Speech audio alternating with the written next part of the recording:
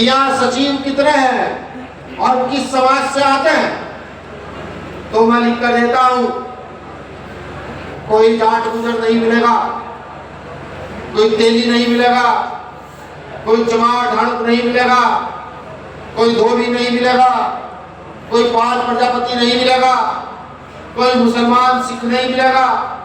मिलेंगे तो मौजूदा समय की चाटुकारिता करने वाले पैसे वाले लोग और उस वर्ग के लोग जिन्होंने भारत को सदैव अपना गुलाम बनाकर रखने का प्रयास किया। ये छोरी जो साहब मान्यवर काशीराम साहब ने दी थी 1585 की, इस छोरी को समझने का काम करें। ये भारत जातियों का समूह है, जातियों का देश है, ये धर्मों का देश है।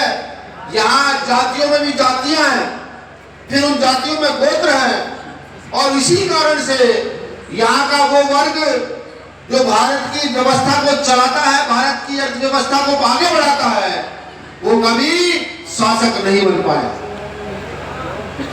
जिन लोगों से हमारी लड़ाई आज से नहीं सदियों से है, उन्होंने हमें धर्म का रास्ता दिखाया, उन्होंने हमें जाति का रास्ता दिखाया, उन्होंने हमें कभी सत्ता का रास्ता ना दिखाया और ना देखने दिया।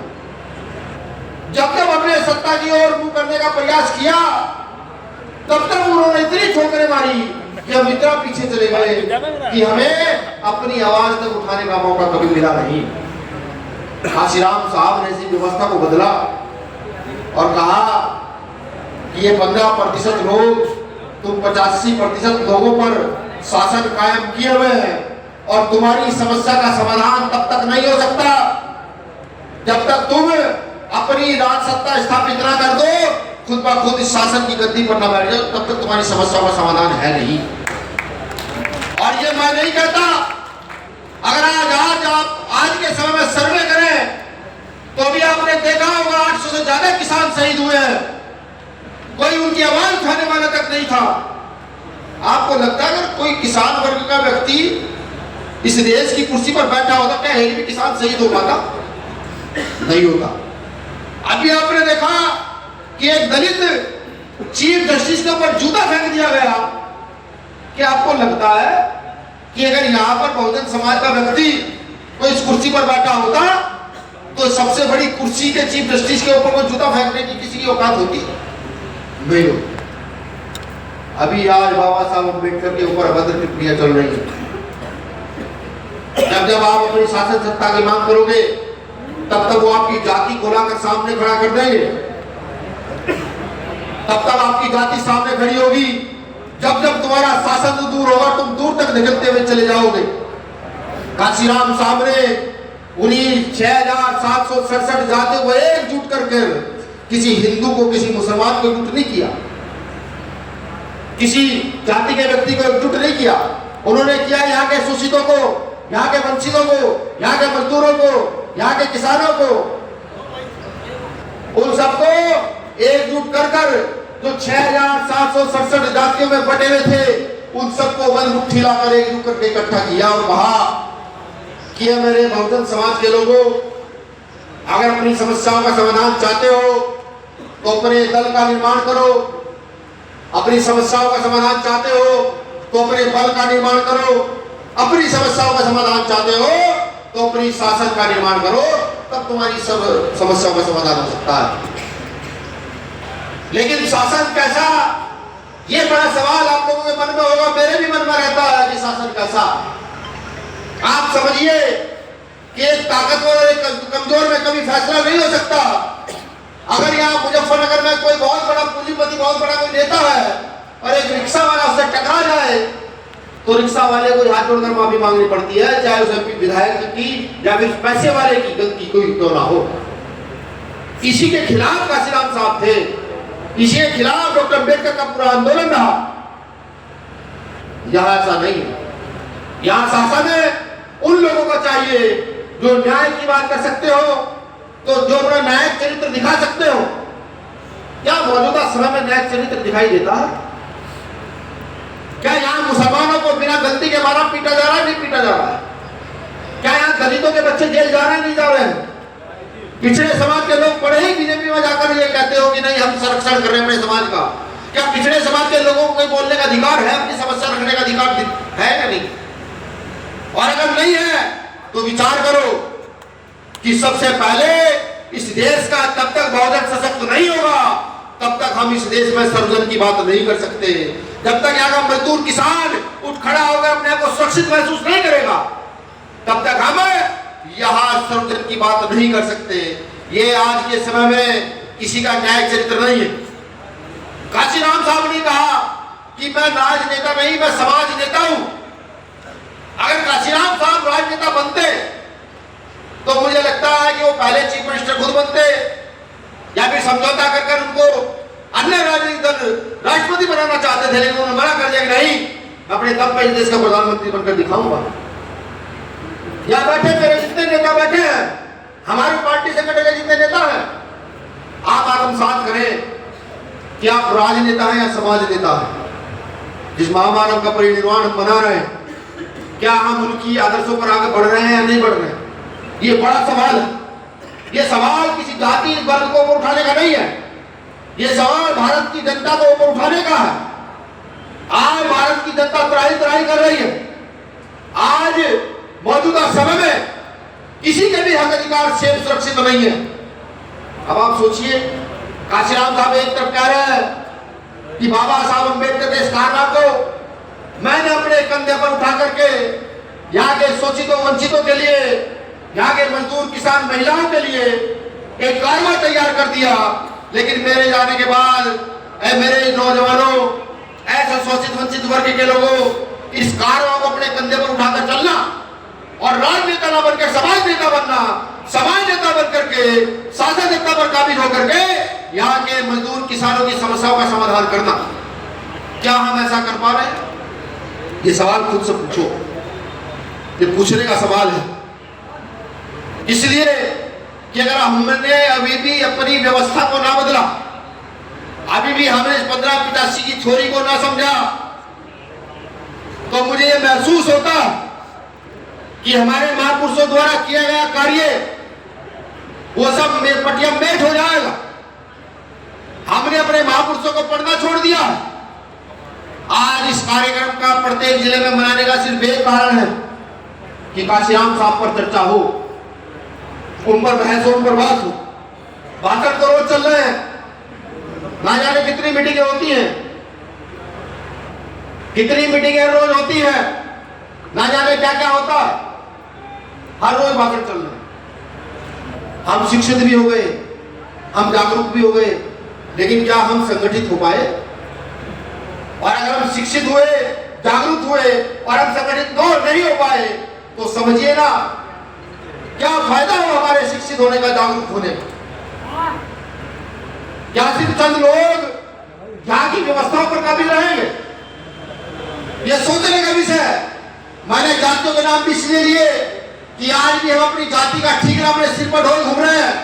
हम कहते हैं कि हम मुझसे महान है, मुझसे महान है, लेकिन जब शासन सत्ता की बात आती है, वहां की चाबी की बात आती है, कुंजी की बात आती है, जहां हमारी समस्याओं का समाधान है, वहां हम लाइन में सबसे पीछे खड़े दिखाई देते हैं।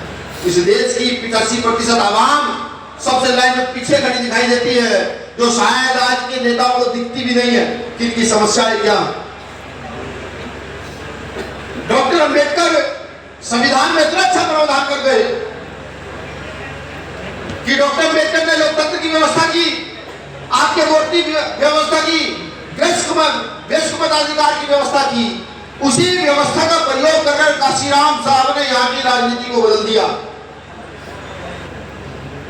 काशीराम साहब कहते हैं कि मैंने अपना पूरा जीवन यहाँ के शोषित वंचितों के अधिकारों के लिए लगाया, मैंने अपना पूरा जीवन यहाँ के मजदूर किसान महिलाओं के उत्थान के लिए लगाया, लेकिन आज भी डॉक्टर बाबा साहब अम्बेडकर का जो सपना है वो पूरा नहीं हुआ है। आज भी जो डॉक्टर अम्बेडकर चाहते थे, जो उनकी आइडियोलॉजी है, वो पूरी नहीं हुई। अब आप ये सोच रहे हैं डॉक्टर अम्बेडकर का सपना क्या? डॉक्टर अम्बेडकर का सपना ये कि हर किसान वर्ग का व्यक्ति, मजदूर वर्ग का व्यक्ति, हर बहुजन समाज का व्यक्ति अपने आप को बराबरी में महसूस कर सके, अपने आप को मजबूत कर सके। जब तक ऐसा नहीं होगा, तब तक डॉक्टर अम्बेडकर का सपना पूरा नहीं हो सकता। इस सपने को पूरा कौन करेगा? क्या वो लोग पूरा कर देंगे जिनका कोई न्यायिक चरित्र नहीं है, जो आज मुक्ति हुई बेटियों की अस्मत पर भी महासभाएं पंचायतें करते हैं, बलात्कारी के पक्ष में वो पूरा कर देंगे क्या वो पूरा कर देंगे जिन्होंने 8 से किसानों की हत्याओं के बाद भी एक बार ये नहीं कहा कि ये गलत हो गया? या वो लोग पूरा कर देंगे जो अपने फायदे के लिए जब मर्जी टैक्स बढ़ा देंगे और जब मर्जी टैक्स छोटा कर देंगे, वो पूरा कर देंगे क्या? नहीं। ये सपना अगर कोई पूरा कर सकता है तो ये डॉक्टर अम्बेडकर के लोग पूरा कर सकते हैं, ये वही 85% लोग पूरा कर सकते हैं, ये वही मजदूर किसान की औलादें पूरा कर सकती हैं, शोषित वंचित वर्ग के लोग पूरा कर सकते हैं जिनके पुरखों ने सदियों यहाँ शोषण कहा। अब ये आपको सोचना समझना है कि हर त्योहार आते हैं, हर महापुरुष का जन्म दिन आता है, उनकी जयंती आती है, परिनिर्वाण आते हैं और हम मनाते हैं, हम उनके फोटो लेकर मालाएं चढ़ाते हैं, सोशल मीडिया पर पोस्ट डालते हैं। हम एक दिन के लिए काम करते हैं, लेकिन क्या एक दिन से पूरा सपना हो सकता है? काशीराम साहब भी कहते थे खास तौर से युवाओं से कि अपना इतिहास जानो। गाँव में गया तो मैंने वहां साथियों के युवा साथियों को सवाल पूछे, कहे भैया हमें तो इसकी जानकारी नहीं है। क्या 85% वर्ग के व्यक्ति बिना अपना इतिहास जाने कोई हिस्ट्री लिख सकते हैं? जब हमें यह पता नहीं होगा कि हमारे बाप दादाओं ने कितना शौर्य किया, हमारा कितना अपमान हुआ, हमने कितना सहयोग आगे लिए किया, तो आपको लगता है कोई आप इतिहास लिख पाएंगे?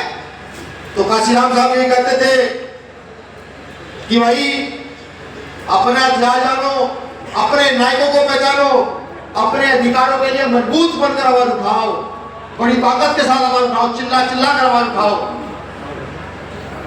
जब तक आप ऐसा नहीं करोगे तो मुझे नहीं लगता कि यहाँ जो आए हैं ये तो जागरूक लोग हैं।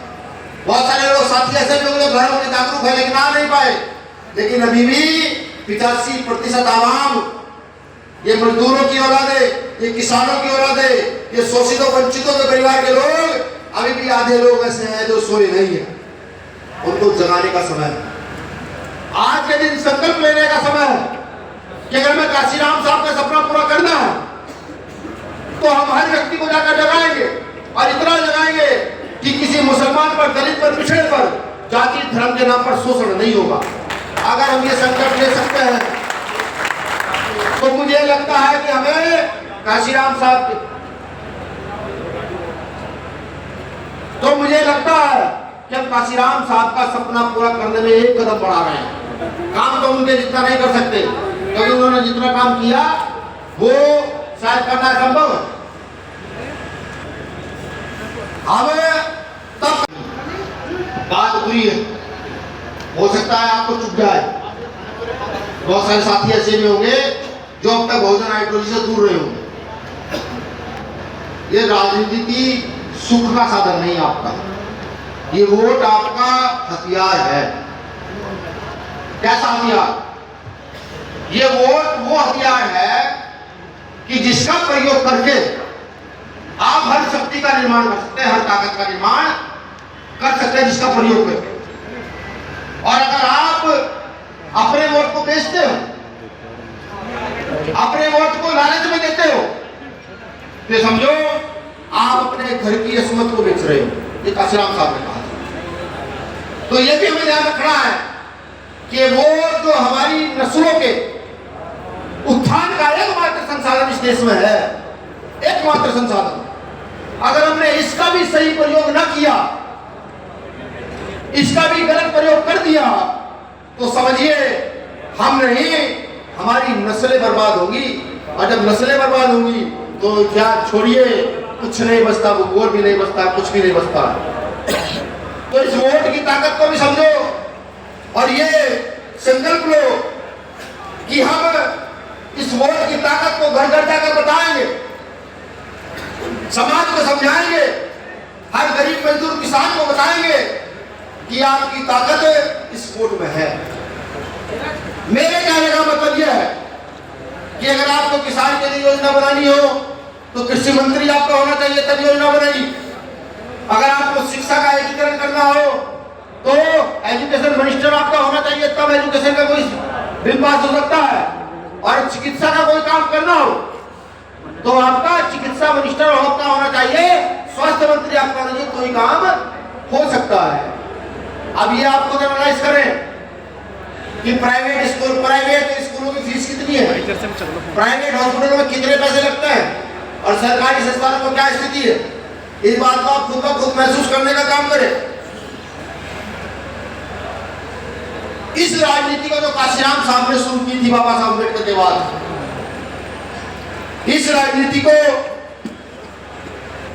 आप एक आंदोलन समझे। कैसा आंदोलन? जैसे हम खेत में गेहूं बोते हैं और 3 महीने लगातार लड़ते हैं, वो एक आंदोलन ही है। पानी देना, खाद देना, गेहूं कटाई करना, उसको सुरक्षित रखना, ये आंदोलन ही है। तो काशीराम साहब के इस राजनीति को एक आंदोलन जो व्यक्ति समझेगा तो मुझे लगता है कि वो जरूर सफल होगा, लेकिन जो भी साथी इस आंदोलन को सुख सुविधा की चीज समझेगा, मुझे नहीं लगता कि वो कभी सफल हो पाएगा। तो इस राजनीति को आंदोलन समझो। और सबसे महत्वपूर्ण चीज कि मेरे बहुजन समाज के लोगों, बंद मुट्ठी होकर इकट्ठा हो जाओ। हमें बहुत सारे लोग बताएंगे कि तुम दलित हो, तुम पिछड़े हो, तुम मुसलमान हो। बहुत सारे लोग बताएंगे कि तुम सिख हो, तुम ईसाई हो, तुम बौद्ध हो। ये लोग बताने आएंगे, लेकिन जिस दिन आपकी जुबान पर ये नाम चढ़ गया कि ये तो हो सकते हैं, लेकिन इससे पहले हम सबसे पहले बहुजन है, उस दिन यहाँ की सत्ता व्यवस्था को बदल कर रख दिया जाए। तो मैं यही कहना चाहता हूँ, काशीराम साहब की स्पीचें पढ़ी जाएंगे तो नई से नई चीज आएगी, लेकिन उनका एक ही नारा याद रखो कि जिसकी जितनी संख्या बढ़ी उसकी उतनी हिस्सेदारी। और इस देश में मजदूरों की, किसानों की, दलितों की, पिछड़ों की, मुसलमानों की संख्या सबसे ज्यादा है। और जब संख्या हमारी सबसे ज्यादा है तो हमें अपना हिस्सा चाहिए, वो चाहे लड़ कर देना पड़े, चाहे मर कर देना पड़े। ये बात बिठा लो, ये बात जब तक नहीं बिठाओगे तो ये शोषण लगातार चलता रहेगा।